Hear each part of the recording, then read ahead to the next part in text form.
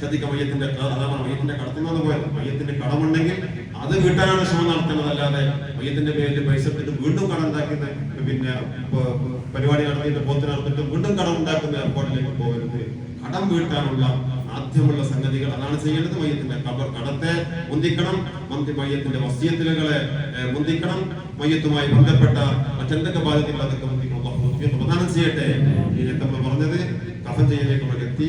കഫൻ ചെയ്യുമ്പോ നമ്മൾ പറഞ്ഞതുപോലെ റസൂലുള്ളാഹി സ്വല്ലല്ലാഹു അലൈഹി വസല്ലം കഫന റസൂലുള്ളാഹി സ്വല്ലല്ലാഹു അലൈഹി വസല്ലം ഫി ثلاثه അസ്വാബ, 3 വസ്ത്രങ്ങളിലാണ് റസൂലുള്ളാഹി സ്വല്ലല്ലാഹു അലൈഹി വസല്ലമയെ കഫൻ ചെയ്യപ്പെട്ടത്. ആ വസ്ത്രത്തിൽ ലൈസ ഫീഹാ ഖമീസും വലാ ഇമാമ. ചില സ്ഥലങ്ങളിലൊക്കെ ഖമീസും തലപ്പാവും ആണുങ്ങൾക്ക് വെച്ച് കൊടുക്കുന്ന ഒരു രീതിയുണ്ട്. അതിനെക്കുറിച്ചാണ് പറഞ്ഞത്. അത് തെറ്റാണെന്നൊന്നും പറയുന്നില്ല. റസൂലുള്ളാഹി സ്വല്ലല്ലാഹു അലൈഹി വസല്ലമയെ കഫൻ ചെയ്തപ്പോൾ റസൂലുള്ളാഹിയാണ് ഏറ്റവും വലിയ ചെയ്യേണ്ടത്. പക്ഷെ റസൂലുള്ളാഹി സ്വല്ലല്ലാഹു അലൈഹി വസല്ലം കഫൻ ചെയ്തപ്പോൾ ഖമീസോ ഇമാമത്തോ തലപ്പാവോ വെക്കാതെയാണ് കഫൻ ചെയ്തത് എന്ന തെളിവ് കൊണ്ട് പറയുന്നത് പ്രത്യേക പുണ്യമുള്ള കാര്യമല്ല. ഒരു പുരുഷനെ കഫൻ ചെയ്യുമ്പോൾ അത് ഖമീസിന് ഒരു വസ്ത്രം ഖമീസും തലപ്പാവും അവൻ കുഴപ്പമില്ലാത്ത സംഗതിയാണെന്ന് പറഞ്ഞു കൊടുക്കുന്ന ഒരു ചർച്ചയാണ്. അപ്പോ അത് നേരത്തെ പറഞ്ഞ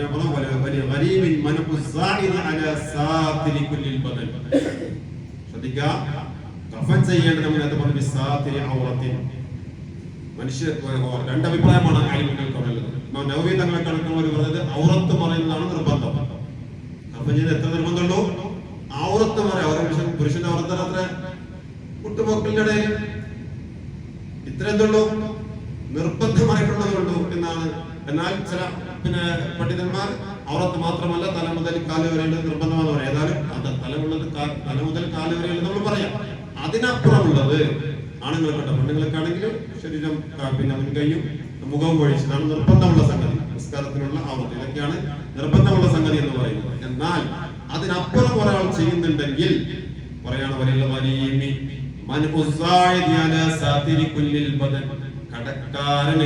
കടക്കാരന് കടം കൊടുക്കാനുള്ളത് കൊടുത്തിട്ടാണ് ബാക്കി വാങ്ങേണ്ടത്, അല്ലെങ്കിൽ ആരെങ്കിലും ഏറ്റെടുത്തിട്ടാണ് ബാക്കി വാങ്ങേണ്ടത്. ഇല്ലേ മയ്യത്തിന്റെ കഫം കൊണ്ടേ സ്പോൺസർ ചെയ്താൽ പിന്നെ മയ്യത്തിന്റെ തന്നെ മയ്യത്തിന്റെ പൈസ ചെയ്യുകയാണെങ്കിൽ കടം വേണ്ടിട്ട് തന്നെ, അല്ലെങ്കിൽ കടക്കാരന്റെ സമ്മതം, അല്ലെങ്കിൽ കടക്കാരന് പിടിച്ചു വെക്കാനുള്ള സാധ്യതയുണ്ട്. വേണ്ട, ഒന്നും ചെയ്താൽ മതി. ഒരു തുണിയിൽ കഫൻ ചെയ്താൽ മതി, ബാക്കി രണ്ടിലും ചെയ്യേണ്ടത് കൊണ്ട് പിടിച്ചു വെക്കാനുള്ള അവകാശം കടക്കാരനുണ്ട് എന്നാണ്. കടം കൊടുക്കാനുള്ള ആളുകൾ കടങ്ങളും ബാധ്യതകളൊക്കെ കിട്ടി മരിച്ചു പോകണം. തൗഫീഖ് പ്രദാനം ചെയ്യുവാനാവട്ടെ. മറ്റുള്ളവരുടെ ഹക്ക് വളരെ പ്രധാനമാണ്. അതുകൊണ്ടാണ് മറ്റുള്ളവരോടുള്ള ഹക്ക് വളരെ പ്രധാനമാണ് ഇസ്ലാമിൽ. ബാക്കി വിഷയങ്ങളൊക്കെ അത് പറയുന്നുണ്ട്. മറ്റൊരു കൂട്ടം പണ്ഡിതന്മാർ പറഞ്ഞത് ഔറത്ത് വെളിവാക്കുന്ന അത്ര മതി, ബാക്കി മറ്റൊരു കൊണ്ടുപോകാം. ഔറത്ത് വെളിവാകാത്ത ഔറത്ത് മറക്കുന്ന അത്ര മറച്ചാൽ മതി, ബാക്കിയുള്ളതാർക്ക് കൊണ്ടുപോകാം, കടക്കാരന് കൊണ്ടുപോകാം എന്നുള്ളതാണ്. കാരണം ആ വിഷയത്തിൽ ഗൗരവപ്പെട്ട അമറുകൾ വന്നിട്ടുണ്ട്. കടക്കാർക്ക് അവകാശപ്പെട്ടത് കടക്കാർക്കുള്ളതാണ്. അതുകൊണ്ട് മയ്യത്തിന് അവകാശപ്പെട്ടത് അവിടെ ഒരു മുട്ടുപൊക്കലിന്റെ ഇടയിൽ മറയുന്ന ഒരു തുണി മാത്രമാണ്. ഇതാണ് ഏറ്റവും മിനിമം ഒരു മയ്യത്തിനെ കഫൻ ചെയ്യേണ്ട രീതി എന്ന് പറഞ്ഞാൽ. ഇനി പൂർണ്ണമായ ഒരു സുന്നത്തൊക്കെയാണ് പറഞ്ഞത്. പുരുഷന് 3 കഷ്ണം തുണിയാണ് പുരുഷൻ ധരിക്കേണ്ടത്. പുരുഷൻ നമ്മൾ ധരിപ്പിക്കേണ്ടത് 3 കഷ്ണം തുണിയാണ്. എല്ലാം ശരീരം മൊത്തം മറയുന്ന രീതിയിലുള്ള 3 തുണി. തല മുതൽ അത് കെട്ടാനുള്ള ഭാഗം കൂടി വെച്ച് വിട്ടിട്ട് ഒരു പിടി പുറത്തേക്ക് വരുന്ന രീതിയിൽ ഒരു 3 തുണികൾ എടുക്കുക.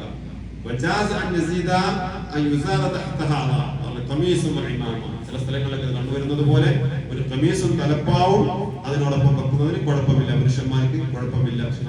ആദത്തില്ല ഇല്ലല്ലോ, ചെയ്യപ്പെടണ്ടോ? ഖമീസിൽ ആളുകൾ ചെയ്യുന്നുണ്ടോ?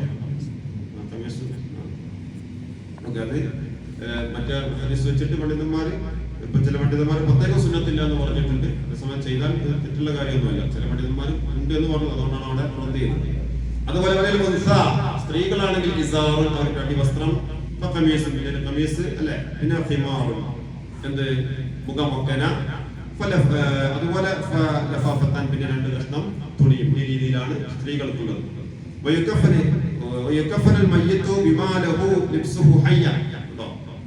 ജീവിതകാലത്ത് അതിനായിട്ട് പ്രത്യേക തുണി ടെക്സ്റ്റൈൽസ് എന്ന് വാങ്ങണമെന്നില്ല. ജീവിതകാലത്ത് ഉപയോഗിച്ചിരുന്ന ഹലാലായ, ജീവിതകാലത്ത് ധരിക്കൽ ഹലാലായ ഏത് വസ്ത്രം കൊണ്ടും എന്ത് ചെയ്യാം? മയ്യത്തിനെ കഫൻ ചെയ്യാം. ജീവിതകാലത്ത് ഉപയോഗിക്കൽ ഹലാലായ ഏത് ഡ്രസ് കൊണ്ടുപോകാം. അതിനർത്ഥം ആണിന് പട്ട് ഹറാമാണ്, ആണുങ്ങൾക്ക് പട്ട് ഹറാമാണ്. അതുകൊണ്ട് പട്ട് വസ്ത്രം കൊണ്ട് എന്ത് ചെയ്യരുത്? കഫൻ ചെയ്യരുത് എന്ന രീതിയിലാണ് പറയുന്നത്. പക്ഷെ സ്ത്രീകൾക്ക് ഹരീർ പറ്റും, പട്ടുകൊണ്ട് പറ്റും, ആണുങ്ങൾക്ക് പറ്റില്ല. അപ്പൊ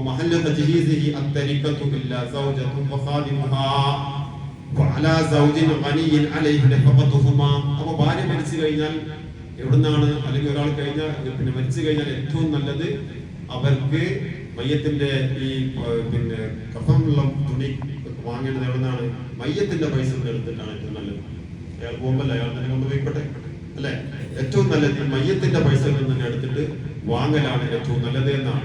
ഭാര്യ മരിച്ചാൽ ഭർത്താവിന് ചെയ്യണം, ഭർത്താവിന് ചെയ്യാം, മക്കൾ മരിച്ചാൽ ഉപ്പൊക്കെ ചെയ്യാം. കാരണം അവരുടെ ചെലവ് കൊടുക്കുന്ന നിർബന്ധമായത് ആരാണോ അവരെ ചെയ്യലാണ് അത് ഉത്തമം. ഒരു നല്ലൊരു ജോലിയേക്കാൾ ഒരാൾ മരിച്ചു കഴിഞ്ഞാൽ അയാളുടെ പൈസയിൽ നിന്ന് തന്നെ എടുത്തിട്ട് എന്ത് ചെയ്യാം? കഫം കുടയും മറ്റു കാര്യങ്ങൾക്കൊക്കെ കബറിന്റെ പൈസ അടക്കം കൊടുക്കൽ ഏറ്റവും നല്ലത് ഉത്തമം. മക്കള് സ്വത്ത് കോരിയൊക്കെ കഴിയുമ്പോൾ അത് കിഴിച്ചിട്ട് ചെയ്യുക. ഒരാൾ പ്രശ്നം വേണ്ടല്ലോ അല്ലെ. പലത് പോയി അല്ലെ. അല്ലെങ്കിൽ എന്താ ചെയ്യുക? മരിക്കുന്നതിന് മുമ്പൊക്കെ വസീയത്ത് ചെയ്തിട്ട് അത്ര പൈസ ഉണ്ട്, അതിന്റെ കബറിലുള്ള പൈസന്റെ അതൊക്കെ നല്ലതാണ്. അതൊക്കെ തയ്യാറാക്കി വെച്ചിട്ട് എന്ത് ചെയ്യാം? പോവാം. അല്ല പിന്നെ എന്താവും? ഒരു മകനെ ഏറ്റെടുത്ത് മറ്റേ മകനെ ഏറ്റെടുത്തൊക്കെ പ്രശ്നം ഉണ്ടാകണ്ടങ്ങനെ. ഒരാളെ ഏറ്റെടുത്തൊന്നും ഉപയോഗിച്ചുള്ള പ്രശ്നങ്ങളൊക്കെ ഉണ്ടാകുന്ന കുറച്ചുണ്ട്. അപ്പൊ എന്ത് ചെയ്യാം? മയ്യത്തിന്റെ പൈസയിൽ നിന്ന് തന്നെ എന്നിട്ട് അത് ബാക്കിയുള്ളത് എന്ത് ചെയ്യാം? കസിനാണെങ്കിലും മറ്റു കാര്യങ്ങളാണെങ്കിലും ഒക്കെ അങ്ങനെ ചെയ്തിട്ട് എന്ത് ചെയ്യാം? ഭക്ഷണം കൊടുത്തതിന്റെ പൈസ ഒക്കെ ഉണ്ടെങ്കിലൊക്കെ മയ്യത്തിന്റെ ഒന്ന് കൊടുക്കുന്നുണ്ടെങ്കിൽ മയ്യത്തിൽ നിന്ന് കൊടുത്തിട്ട് ബാക്കിയുള്ള പൈസ എന്ത് ചെയ്യാം? മക്കൾ ഓൻ ചെയ്തെടുക്കുക. അതാണ് ഏറ്റവും ഉത്തമമായ കാര്യം എന്ന് പറയുന്നത്. ഇനി ഇങ്ങനെ അനന്തര സ്വത്തില്ലെങ്കിൽ ചെലവ് കൊടുക്കുന്ന ആളുകളാണ് ചെയ്യേണ്ടത്. തരീബിന് അടുത്ത കുടുംബക്കാരിൽ ഇതൊന്നും ഇല്ലെങ്കിൽ അടുത്ത കുടുംബക്കാർക്കും പൈസ ഇല്ല, പിന്നെ മയ്യത്തിന്റെയും പൈസ ഇല്ല. എന്ത് ചെയ്യണം? ഇസ്ലാമിക ഗവൺമെന്റ് ആണെങ്കിൽ പൊതുഖജനാവിൽ നിന്ന് അതിന് പണം നീക്കി വെക്കണം. ഇനി അങ്ങനെ ഇസ്ലാമിക ഗവൺമെന്റ് അല്ലെങ്കിൽ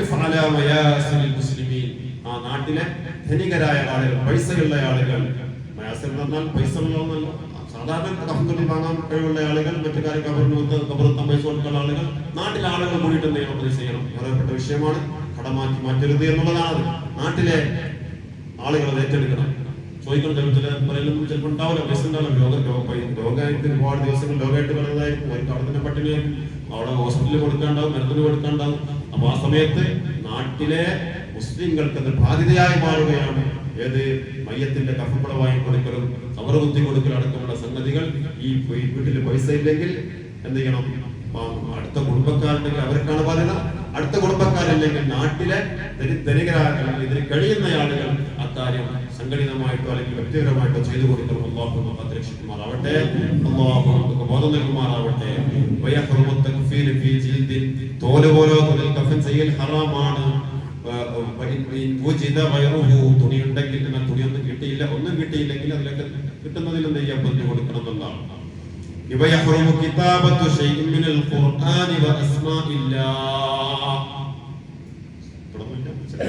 നോക്കിയൊക്കെ പോയാല് കാണുന്ന സംഗതിയാണ്. മയ്യത്ത് കഫൻ കുടയിൽ എന്ത് ചെയ്യാം? എഴുതി വെക്കുക എന്നൊക്കെ എഴുതി വെക്കുന്ന സിസ്റ്റങ്ങളൊക്കെ പല സ്ഥലത്തുണ്ട്. പണ്ഡിതന്മാർ നേരത്തെ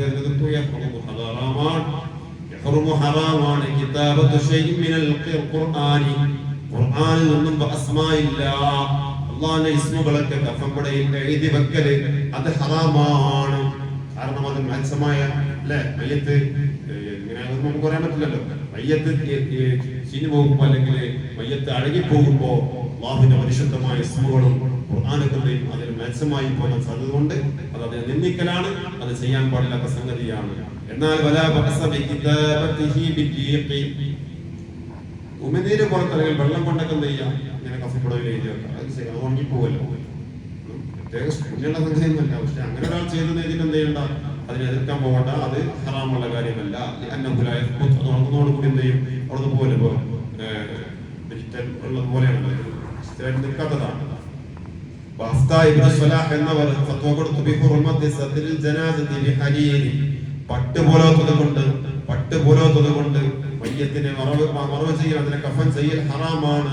പല ഉംറഹത്തിൽ പെണ്ണാണെങ്കിൽ പോലും പട്ട് ഉപയോഗിക്കാതിരിക്കലാണ് നല്ലത് എന്ന് ഇബ്നു സലാഹ് ഒരു ഫത്വ കൊടുത്തിട്ടുണ്ട്. കമായ ഹുർമു തസീനു ബൈതിഹാ ബിഹരീൻ, പട്ട് സ്ത്രീകൾ കൊടുക്കാമെങ്കിലും സ്ത്രീകളുടെ വീടുകൾ പട്ടുകൊണ്ട് അലങ്കരിക്കൽ ഹറാമാണെന്ന് പറഞ്ഞിട്ടുണ്ട്. എന്നതുപോലെ മയ്യത്തിന് ഖബർ വെക്കുന്ന സമയത്ത് ലളിതമായ ഡ്രസ്സിലാണ് പോകേണ്ടത്. കഫം കൂടാ ലളിതമായിരിക്കും, ലളിതമായ അല്ലാഹുവിലേക്ക് പോകണം. ഭയങ്കര ആർഭാടാക്കിയിട്ട് പട്ടും പിന്നെ ഇതൊക്കെ ആയിട്ട് പോകേണ്ട സ്ഥലമല്ല. അതുകൊണ്ട് അതിനെ ലളിതമാക്കിക്കൊണ്ടായിരിക്കണം ഉണ്ടാവേണ്ടത്. ബഹുമാനപ്പെട്ട ഇബ്നു സലാഹ് എന്നവര് മറ്റു പണ്ഡിതന്മാരൊക്കെ ഫത്വ കൊടുത്തിട്ടുണ്ട്. റസൂലുള്ളാഹി സ്വല്ലല്ലാഹു അലൈഹി വസല്ലം ചില സ്ഥലങ്ങളിലൊക്കെ എന്നാൽ പിന്നെ മയ്യത്തിന് ഈ നമ്മളെ വെള്ളം കൊണ്ടോ അല്ലെങ്കിൽ പിന്നെ ഏതാന്ന് പറഞ്ഞതിൽ ചില ദിക്റുകളൊക്കെ പറഞ്ഞിട്ടുണ്ട്. ലാ ഇലാഹ ഇല്ലല്ലാഹു വഹ്ദഹു ലാ ശരീക ലഹു ലഹുൽ മുൽക്കു വലഹുൽ ഹംദു ലാ ഇലാഹ ഇല്ലല്ലാഹ് വലാ ഹൗല വലാ ഖുവത ഇല്ലാ ബില്ലാഹിൽ അലിയ്യിൽ അദീം എന്നുള്ള ദിക്റുകളൊക്കെ കഫംപടയിൽ വെള്ളം കൊണ്ടോ മറ്റോ അല്ലെങ്കിൽ പിന്നെ മഷിയല്ലാത്ത സംഗതികൾ കൊണ്ട് എഴുതി വെക്കുന്നത് നല്ലതാണ് എന്നൊക്കെ ചില പണ്ഡിതന്മാർ അഭിപ്രായപ്പെട്ട രീതിയൊക്കെ ഉണ്ട്. നമ്മുടെ നാട്ടിൽ തുടങ്ങിയിട്ട് ഇനിയിപ്പോൾ വിവാദമാക്കണ്ട, ഇല്ലാത്തതൊക്കെ നോക്കുമ്പോൾ ഉണ്ടാവും പിന്നെ നഷ്ടങ്ങളാണ്. ചില ആളുകൾ യാസീൻ തൊക്കെ അതിന്റെ ഭാഗങ്ങൾ അത്ര സുഹൃത്തുക്കളൊക്കെ എടുത്തിട്ട് ഇപ്പോൾ നല്ല പണ്ഡിതന്മാരുടെ കാലത്ത് തന്നെ ചെയ്ത് വലിയ ആലിമ്യങ്ങളുടെ കാലത്ത് തന്നെ ചെയ്തതൊക്കെ ഇവിടെ പറയുന്നുണ്ട്.